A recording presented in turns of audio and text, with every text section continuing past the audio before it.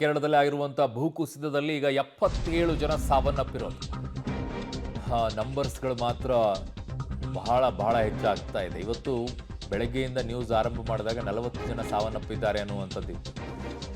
ಈಗ ನ್ಯೂಸ್ ಓದ್ತಾ ಇರಬೇಕಾದ್ರೆ ನನಗೆ 77 ಅಂತಿದ್ದಾರೆ. ಸಣ್ಣ ಪುಟ್ಟದಲ್ಲ ರೀ, 77 ಜೀವಗಳು. ಹೂತು ಹೋಗಿರುವಂತಹ ವ್ಯಕ್ತಿಯ ಕೈ ಪತ್ತೆಯಾಗಿದೆ. ವಯನಾಡಿನಲ್ಲಿ ಸಾವಿನ ಸಂಖ್ಯೆ ಏರಿಕೆ ಆಗಿದೆ. ಅಲ್ಲಂತೂ ಮನಸ್ಸು ಕಲ್ಕೋಗ್ಬಿಡುತ್ತೆ. ಪಾಪ ಅಲ್ಲಿ ನೋಡಿ, ಅಯ್ಯಪ್ಪ, ಮಗುವಿನ ಮೃತದೇಹ, ಇನ್ನೊಂದು ಕಡೆಗೆ ಕೆಸರಿನಲ್ಲಿ ಕೈ ಕಾಣಿಸ್ಕೊಳ್ತಾ ಇರೋದು. ಏನಾಗಿರಬೇಕು ಅವ್ರ ಪರಿಸ್ಥಿತಿಗಳು ಆ ಕುಟುಂಬದಲ್ಲಿ? ಅದನ್ನು ನೋಡುವಂಥವ್ರ ಪರಿಸ್ಥಿತಿ ಏನಾಗಿರ್ಬೋದು? ನಾವು ಇಲ್ಲಿ ಕೂತ್ಕೊಂಡೇ ಹೇಳ್ತಾ ಇದ್ವಿ, ಅಲ್ಲಿ ಕಣ್ಣಾರೆ ಕಾಣುವಂಥವ್ರಿಗೆ ಹೆಂಗಾಗಿರಬೇಕು? ಹೃದಯ ಕಲಕ್ಕೆ ಹೋಗುತ್ತೆ, ಕರಳು ಹಿಂಡೋಗುತ್ತೆ. ಎಂಥ ಅಸಹಾಯಕರಾಗಿ ನಾವು ನಿಂತಿದ್ದೀವಿ ಅನ್ನುವಂಥ ಪರಿಸ್ಥಿತಿಗೆ ಬಂದುಬಿಡ್ತೀವಿ. ಕೆಲವೊಂದು ಟೈಮಲ್ಲಿ ಬಹಳ ಕಷ್ಟ, ಅದು ಅಸಹಾಯಕರಾಗಿ ನಿಂತ್ಕೊಂಡ್ಬಿಡ್ತೀವಿ. ಬಹಳ ಕಷ್ಟ ಇವುಗಳನ್ನೆಲ್ಲ ಫೇಸ್ ಮಾಡುವಂಥದ್ದು ಇದೆಯಲ್ಲ, ಬಹಳ ಕಷ್ಟ. ನಮಗೆ ಹೇಳಬೇಕಾದ್ರೆ ಇಲ್ಲಿ ಸಂಕಟ ಆಗುತ್ತೆ, ಧ್ವನಿನೇ ಬರೋದಿಲ್ಲ ಆಚೆಗೆ, ಆ ರೀತಿಯಲ್ಲಿ ಆಗೋಗ್ಬಿಡುತ್ತೆ. ಇನ್ನು ಅಲ್ಲಿ ಇರುವಂಥವ್ರು ರಕ್ಷಣಾ ಕಾರ್ಯಾಚರಣೆಗೆ ಹೋದವ್ರಿಗೆ ಎಂಥ ಕರಳು ಹಿಂಡಿರಬೇಕು, ಅವ್ರಿಗೆ ಎಂಥ ಸಂಕಟ ಆಗಿರಬೇಕು. ಅದರ ಮಧ್ಯದಲ್ಲಿ ಎಲ್ಲವನ್ನ ನಿಂತುಕೊಂಡು ಅವರು ರಕ್ಷಣೆ ಮಾಡೋಕ್ಕೆ ನಿಲ್ತಾ ಇದ್ದಾರಲ್ಲ, ಅವ್ರಿಗೊಂದು ಸಲ್ಯೂಟ್ ಹೇಳಲೇಬೇಕು. ಆ ಎಲ್ಲ ಕೆಲಸಗಾರರಿಗೆ, ಅಲ್ಲಿರುವಂಥ ಸಿಬ್ಬಂದಿಗಳಿಗೆ.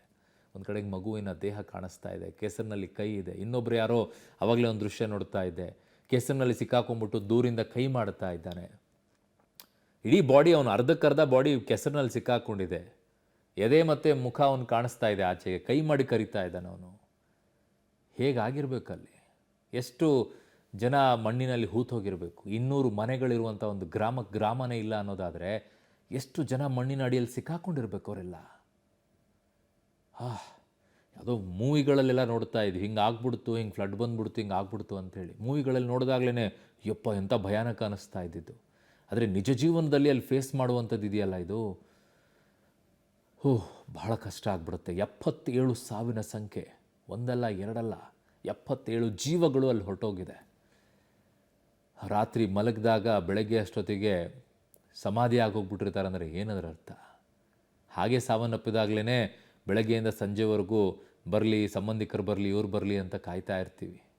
ಸಂಜೆ ಆದ ತಕ್ಷಣ ಆವಾಗ ಅಂತ್ಯಕ್ರಿಯೆ ಮಾಡ್ತೀವಿ. ಇಲ್ಲಿ ರಾತ್ರಿ ಬೆಳಗ್ಗೆ 7 ಅಷ್ಟೊತ್ತಿಗೆ ಸಮಾಧಿನೇ ಆಗೋಗ್ಬಿಟ್ಟಿದ್ದಾರೆ. ಆ ದೃಶ್ಯ ನೋಡಿ ಹೇಗಿದೆ. ಎಲ್ಲ ಕಡೆಯೂ ಕೂಡ ನೀರು ನೀರು ನೀರು, ಎಲ್ಲ ಕಡೆಯೂ ನೀರು. ಅಲ್ಲಿ ಹೋಗೋಕ್ಕೂ ಆಗ್ತಿಲ್ಲ ಅಂತ ಹೇಳ್ತಿದ್ದಾರೆ. ರಸ್ತೆಗಳೇ ಇಲ್ಲ ಅಂತಿದ್ದಾರೆ, ರಸ್ತೆಗಳೇ ಇಲ್ಲ. ಅದರ ಮಧ್ಯದಲ್ಲಿ ಮಳೆ, ಜಿಟಿ ಜಿಟಿ ಮಳೆ ಸುರಿತಾ ಇದೆ, ದೋ ಅಂತ ಮಳೆ ಸುರಿತಾ ಇದೆ. ಸ್ವಲ್ಪ ಬಿಡು ಕೊಟ್ಟರೆ ಮತ್ತೊಂದಿಷ್ಟು ಮಳೆ ಸುರಿತಾ ಇದೆ.